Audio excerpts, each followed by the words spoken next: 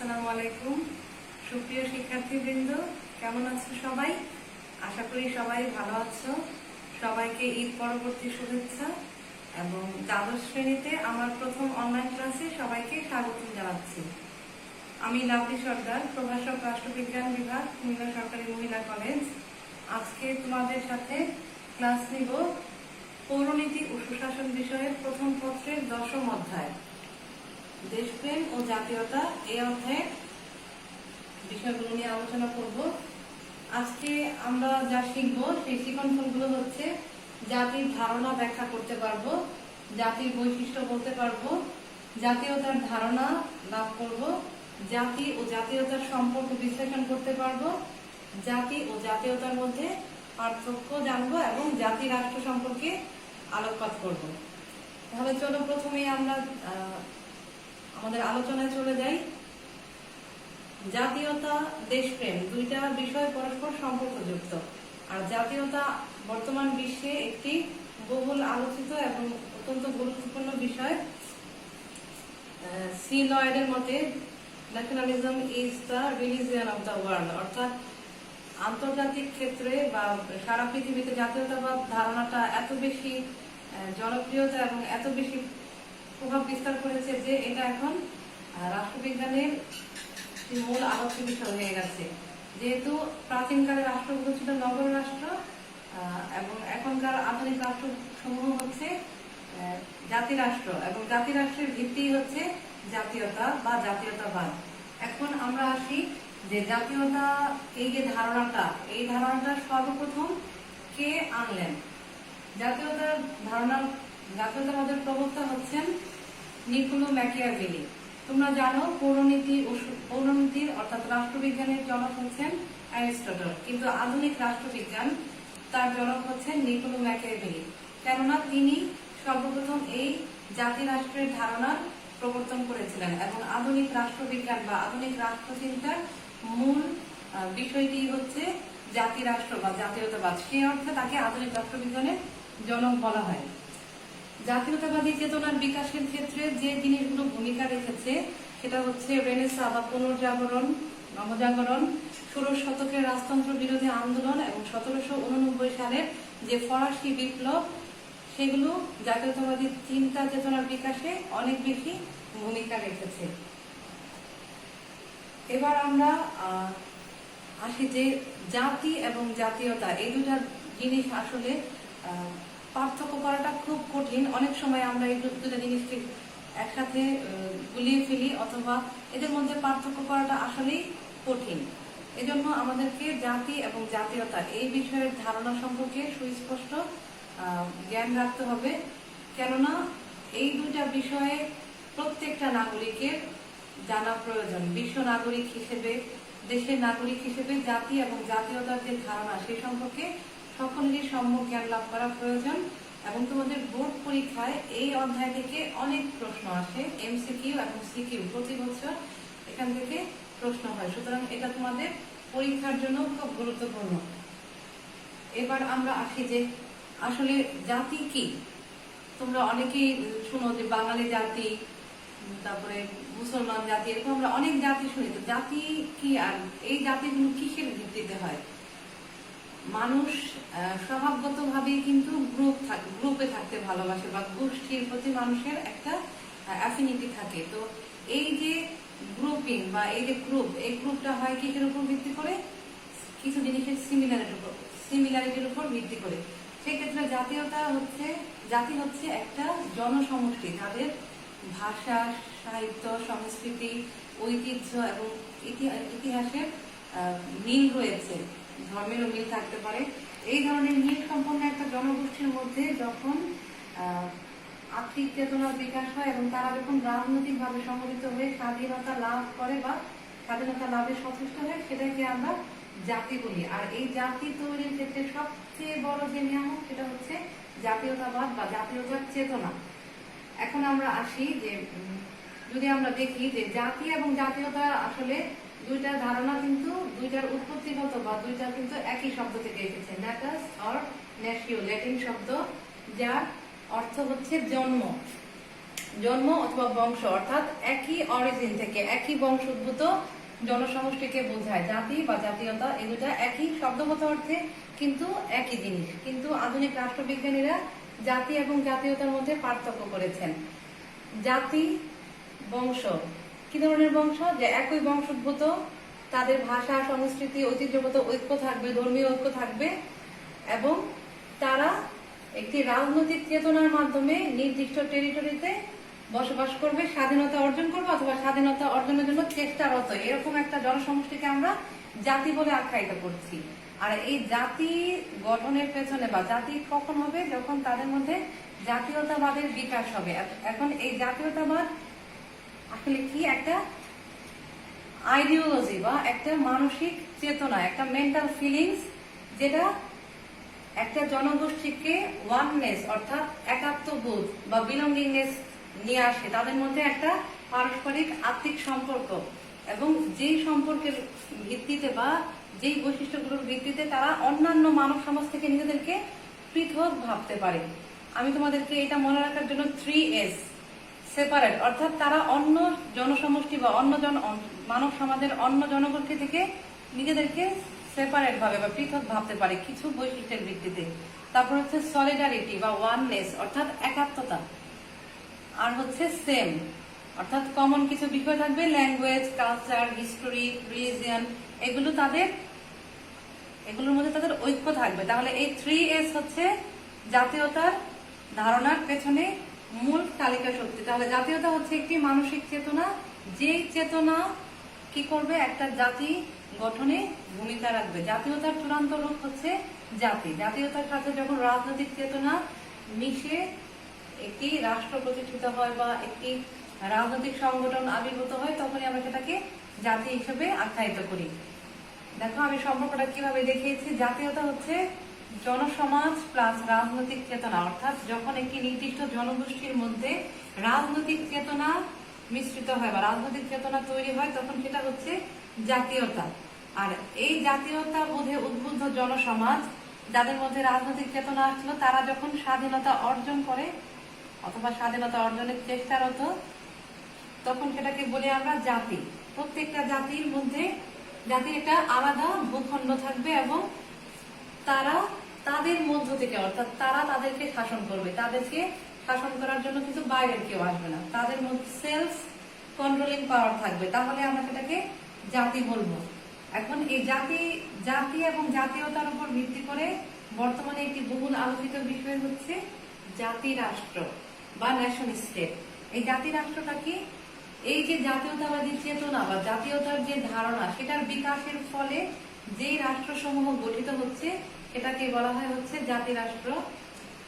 Nicolás Machiavelli এই জাতি রাষ্ট্রের ধারণার প্রবর্তক, এবং এই জাতি রাষ্ট্রের ধারণার বিকাশের পর এশিয়া, আফ্রিকা এবং ইউরোপে অনেক জাতি রাষ্ট্র প্রতিষ্ঠিত হয়েছে।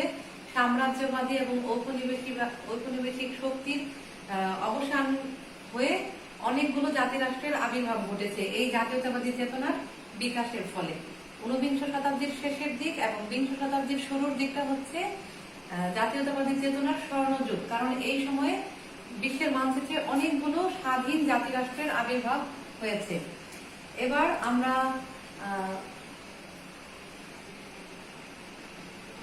জাতির সংজ্ঞা দেখব। জাতির সংজ্ঞা বিভিন্ন রাষ্ট্রবিজ্ঞানী বিভিন্ন দৃষ্টিকোণ থেকে দিয়েছেন, এবং এই প্রামাণ্য সংজ্ঞাগুলো আমরা আলোচনা করলে আমরা আরেকটু ক্লিয়ার হব। আমরা এখন জাতির সংজ্ঞায় যাই। জাতি হলো একটি জনসমাজের ঐক্যবদ্ধ চেতনার রাজনৈতিক প্রকাশ। জাতি হলো জাতীয়তার চূড়ান্ত রূপ। জাতীয়তাবোধে উদ্বুদ্ধ জনসমাজের মধ্যে যখন রাজনৈতিক চেতনার বিকাশ ঘটে, তখন জাতির উদ্ভব হয়। রাষ্ট্রবিজ্ঞানীগণ বিভিন্নভাবে সংজ্ঞায়িত করেছেন। প্রথমে আসি, লর্ড ব্রাইস বলেছেন, জাতি হলো রাজনৈতিকভাবে সংগঠিত জনসমাজ যা স্বাধীন বা স্বাধীনতাকামী। অধ্যাপক J.H. হায়েসের মতে, জাতীয়তাবোধে উদ্বুদ্ধ জনসমাজ ঐক্যবদ্ধ হয়ে সার্বভৌম স্বাধীনতা অর্জন করলে জাতিতে পরিণত হয়। রামজে মুইরের মতে, জাতি হলো সেই জনসমষ্টি যারা স্বভাবগতভাবে ঐক্যবদ্ধ। তাদের এই ঐক্যবদ্ধ বোধ এত দৃঢ়, বাস্তব ও প্রবল যে তারা একত্রে বাস করতে চায়, কিংবা একত্রে বাস করলে আনন্দিত হয় এবং বিচ্ছিন্ন হলে অসন্তুষ্ট হয় এবং তাদের সাথে ঐক্যের বন্ধনে আবদ্ধ নয় এমন জনগোষ্ঠীর শাসন তারা সহ্য করতে পারে না। অধ্যাপক ম্যাকাইভারের মতে ঐতিহাসিক পরিস্থিতি দ্বারা সৃষ্ট, আধ্যাত্ম চেতনা দ্বারা সমর্থিত, একত্রে বাস করতে ইচ্ছুক সম্প্রদায়গত মনোভাবের অধিকারী জনসমাজ যখন নিজেদের শাসনতন্ত্র নিজেরাই প্রণয়ন করতে চায় তখন তাকে জাতি বলে। সুতরাং জাতি বলতে বোঝায় এমন এক রাজনৈতিক চেতনা সম্পন্ন জনসমাজ যারা একটি স্বাধীন রাষ্ট্রের অধিবাসী এবং জাতিতে রাজনৈতিক সংগঠন বিদ্যমান থাকে। অর্থাৎ আমি আগে যেটা বলেছি যে জাতি হতে হলে সেলফ কন্ট্রোলিং পাওয়ার থাকতে হবে এবং একটা আলাদা টেরিটরি থাকবে এবং তাদের স্বাধীনতা থাকবে আর তাদের মধ্যে একটা জাতীয়তাবাদী চেতনা থাকতে হবে। এবার আমরা সংজ্ঞাগুলোর আলোকে কিছু বৈশিষ্ট্য বলতে পারি জাতির। সেটা হচ্ছে বাহ্যিক ও ভাবগত উপাদান। এর মধ্যে কি কি থাকে? বাহ্যিক উপাদানের মধ্যে হচ্ছে ভৌগোলিক ঐক্য, বংশ, ভাষা, রাজনৈতিক সংগঠন ও অর্থনৈতিক ক্ষেত্রে ঐক্য থাকবে। ভাবগত উপাদান বলতে রাজনৈতিক আকাঙ্ক্ষা এবং ঐতিহাসিক ঐক্যকে বোঝায়। অর্থাৎ জাতির মধ্যে যে জনসমষ্টি থাকবে তারা একটি অতীত ঐতিহ্য বা অতীত ইতিহাসের ভাগিদার হবে। সুখ দুঃখ আশা আকাঙ্ক্ষা তাদের সেম থাকবে। এরপরে 2 নম্বর বৈশিষ্ট্য হচ্ছে স্বতন্ত্র রাষ্ট্র ও স্বাধীনতা প্রতিষ্ঠার মানসিকতা। যেটা বলেছে যে একটা আলাদা টেরিটরি থাকবে বা ভৌগোলিক ভূখণ্ড থাকবে এবং সেখানে তাদের স্বাধীনতা বা স্বাধীন হওয়ার ইচ্ছা থাকতে হবে। এটাই জাতি গঠনের প্রথম এবং প্রধান শর্ত। এরপরে 3 নম্বর বৈশিষ্ট্য হচ্ছে জাতীয় রাষ্ট্রের প্রতিষ্ঠা। অর্থাৎ জাতি সবসময় একটা জাতীয় রাষ্ট্রের প্রতিষ্ঠা করার জন্য চেষ্টা করবে। ওয়ান নেশন ওয়ান স্টেট, এই স্লোগান হচ্ছে জাতি রাষ্ট্রের মূল স্লোগান এবং প্রত্যেকটা জাতীয়তাবোধে উদ্বুদ্ধ জনসমষ্টি চায় এভাবে একটি জাতি প্রতিষ্ঠা করতে। এরপরে হচ্ছে অর্থনৈতিক সমস্বার্থের বন্ধন। এটা মার্ক্সবাদী চিন্তা। এখানে হচ্ছে যে যদি অর্থনৈতিক স্বার্থের মিল না থাকে তাহলে কিন্তু কোনো জনসমষ্টি জাতি প্রতিষ্ঠার ক্ষেত্রে ঐক্যবদ্ধ হবে না। এরপরে 5 নম্বরে হচ্ছে গণতান্ত্রিক শাসন ব্যবস্থার প্রতিষ্ঠা। অর্থাৎ গণতান্ত্রিক শাসন ব্যবস্থা প্রতিষ্ঠায় যখন জনগণকে সমস্ত অধিকার দেওয়া হয় তখনও দেখা যায় যে জনগণ একটি জাতি গঠনে উদ্বুদ্ধ হয়। তাহলে উপরোক্ত আলোচনার ভিত্তিতে বলা যায় যে যখন একটি জাতীয় জনসমাজের মধ্যে জাতীয়তাবোধের উন্মেষ ও বিকাশ ঘটে এবং সংশ্লিষ্ট জনসমাজ রাষ্ট্র প্রতিষ্ঠার জন্য সুদৃঢ় পদক্ষেপ গ্রহণ করে তখনই একটি জাতির আবির্ভাব ঘটে। এবার আসো জাতীয়তার ধারণা এবং সংজ্ঞা। জাতীয়তাবাদকে আধুনিক বিশ্বের অন্যতম নিয়ন্ত্রণকারী শক্তি হিসেবে গণ্য করা হয়। লয়েডের মতে nationalism is the religion of modern world. জাতীয়তা একটি মানসিক ধারণা। জাতীয়তার ইংরেজি প্রতিশব্দ হচ্ছে ন্যাশনালিটি, যা ল্যাটিন শব্দ ন্যাটাস বা ন্যাশিও থেকে এসেছে, যার অর্থ জন্ম বা বংশ বা রক্তের সম্পর্ক। শব্দগত অর্থে জাতীয়তাবাদ শব্দের মূল অর্থ হচ্ছে একই বংশোদ্ভূত জনসমষ্টি। এখন আমরা প্রামাণ্য সংজ্ঞা দেখব। লর্ড ব্রাইসের মতে জাতীয়তাবাদ হচ্ছে ভাষা, সাহিত্য, ধ্যান ধারণা, রাজনীতি এবং ঐতিহ্যের দ্বারা ঐক্যবদ্ধ একটি জনসমষ্টি যারা অনুরূপভাবে সংগঠিত অন্যান্য জনসমষ্টি থেকে নিজেদেরকে পৃথক মনে করে। ফরাসি দার্শনিক রেনান বলেন জাতীয়তা হচ্ছে এক ধরনের মানসিক ধারণা, সজীব অনুভূতি। অধ্যাপক গার্নারের মতে জাতীয়তা হচ্ছে বংশগত বা অন্যান্য ঐক্যের বন্ধনে আবদ্ধ একটি জনসমাজ বা অংশ। অধ্যাপক গেটেলের ভাষায় জাতীয়তা হচ্ছে একটি ভাবগত বিষয়, একটি মানসিক অবস্থা, জীবনযাত্রা, চিন্তা এবং অনুভূতির একটি পদ্ধতি। জন স্টুয়ার্ট মিল বলেন রাজনৈতিক চেতনা সম্পন্ন জনসমাজকে জাতীয় জনসমাজ ও জাতীয়তা বলা হয়। অধ্যাপক লাস্কির মতে জাতীয়তাবাদ সাধারণত এক প্রকার মানসিক ঐক্যবোধে উদ্বুদ্ধ জনসমাজ এবং ওই ঐক্যবোধ উক্ত জনসমাজকে মানব সমাজ থেকে পৃথক করে। পরিশেষে বলা যায় যে জাতীয়তাবাদ একটি মানসিক ধারণা, আধ্যাত্ম চেতনা। জাতীয়তার চেতনা একটি জনসমাজকে অন্য জনসমাজ থেকে পৃথক করে। অর্থাৎ আগে যেটা বলেছি যে জাতীয়তা হচ্ছে একটা আসলে মেন্টাল ফিলিংস। অর্থাৎ আমরা যেমন বাঙালিরা বিশ্বের যেখানে যাই না কেন বাংলাদেশি বা বাংলা ভাষা শুনলে কিন্তু সেই মানুষটার প্রতি একটা অন্যরকম টান অনুভব করি। এটা কেন? কারণ সে বাংলাদেশি বা সে বাংলা ভাষায় কথা বলে। এই যে ভাষা বা তার জাতীয় পরিচয় তাকে আমার কাছাকাছি নিয়ে আসলো বা আমি তার প্রতি যে মায়া বা টান অনুভব করলাম, এটাই কিন্তু জাতীয়তাবাদী চেতনা। অর্থাৎ এই যে একটা জনগোষ্ঠীর মধ্যে কমন সংস্কৃতি, ভাষা, ধর্ম, জীবনযাত্রার যে মিল, তার ফলে যে তাদের মধ্যে একটা মানসিক বন্ধন বা মানসিক টান, সেটাই কিন্তু জাতীয়তাবাদী চেতনা বা জাতীয়তাবাদ। এবং এই জাতীয়তাবাদী কিন্তু একটি জাতি প্রতিষ্ঠার ক্ষেত্রে ভূমিকা রাখে। তাহলে আশা করি তোমরা জাতি এবং জাতীয়তার মধ্যে পার্থক্যটা বুঝতে পেরেছো। এবার আমরা তারপরে পার্থক্য করে দেখি যে যদি জাতি এবং জাতীয়তার পার্থক্য করতে যাই, তাহলে প্রথমে আসবে জাতীয়তা হচ্ছে এক ধরনের মানসিক ধারণা বা মানসিক চেতনা, আর জাতি হচ্ছে একটি সক্রিয় ও বাস্তব রাজনৈতিক চেতনা। অর্থাৎ জাতিতে রাজনৈতিক চেতনা থাকবে এবং তারা স্বাধীনতা চাইবে। 2 নম্বর পার্থক্য হচ্ছে রাজনৈতিক সংগঠন অনুপস্থিত। জাতীয়তায় রাজনৈতিক সংগঠনের উপস্থিতি আবশ্যক না, থাকতেও পারে নাও থাকতে পারে, কিন্তু রাজনৈতিক সংগঠন জাতির ক্ষেত্রে অবশ্যই থাকতে হবে। জাতি হতে গেলে অবশ্যই তাদের মধ্যে রাজনৈতিক চেতনা থাকতে হবে এবং সেই চেতনার বহিঃপ্রকাশ হবে একটি রাজনৈতিক সংগঠনের মাধ্যমে। 3 নম্বর পার্থক্য, জাতীয়তা খুব বেশি সুসংহত ও স্বাধীন নাও হতে পারে, কিন্তু জাতিকে অবশ্যই সুসংহত ও স্বাধীন বা স্বাধীনতাকামী হতে হবে। 4 নাম্বার হচ্ছে জাতীয়তা অভিন্ন ভাষা, সংস্কৃতি, ইতিহাস ও ঐতিহ্যের মানসিক এক ঐক্যানুভূতি। আর জাতি গঠনের পূর্ব শর্ত হচ্ছে জাতীয়তা বোধে উদ্বুদ্ধ জনসমাজ এবং স্বাধীনতার জন্য আকাঙ্ক্ষা। 5 নম্বরে হচ্ছে জাতীয়তা হচ্ছে অনেকগুলো চেতনার প্রাথমিক অবস্থা, আর জাতি হচ্ছে এসব চেতনার সমন্বিত ক্রিয়া প্রতিক্রিয়ার সৃষ্টি। অর্থাৎ জাতির পেছনে যে চেতনাগুলো কাজ করে প্রাথমিক অবস্থায়, সেই চেতনাগুলোর ক্রিয়া প্রতিক্রিয়ার সমন্বয়ে একটি জাতির সৃষ্টি হয়। 6 নম্বর পার্থক্য হচ্ছে জাতীয়তা হচ্ছে একটি বোধের সমন্বয় মাত্র, আর জাতি হচ্ছে একটি সংগঠিত আদর্শ। এরপরের পার্থক্য হচ্ছে জাতীয়তা হচ্ছে প্রাথমিক অবস্থা, আর জাতি হচ্ছে প্রাথমিক অবস্থার পরিণত রূপ। অর্থাৎ জাতীয়তাবাদী চেতনার বিকাশ হয়ে সেটা অর্জনের জন্য যখন রাজনৈতিক চেতনা মিশ্রিত হয়ে যখন রাজনৈতিক সংগঠন আসে, তখনই একটি জাতি আবির্ভূত হয়। তাহলে আমরা বলতে পারি যে জাতীয়তা এবং জাতি এই ধারণাটা যদিও অনেক ক্ষেত্রে এক অর্থে ব্যবহৃত হয়, কিন্তু পৌরনীতি ও সুশাসনের ভাষায় বা রাষ্ট্রবিজ্ঞানের ভাষায় এদের মধ্যে পার্থক্য আছে।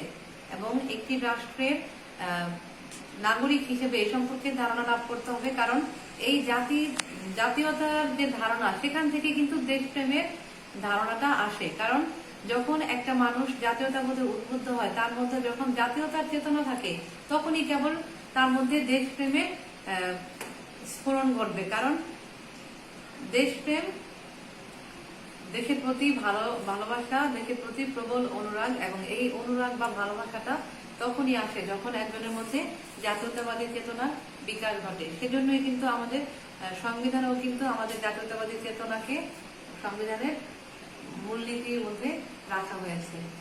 তাহলে আশা করি তোমরা বুঝতে পেরেছো।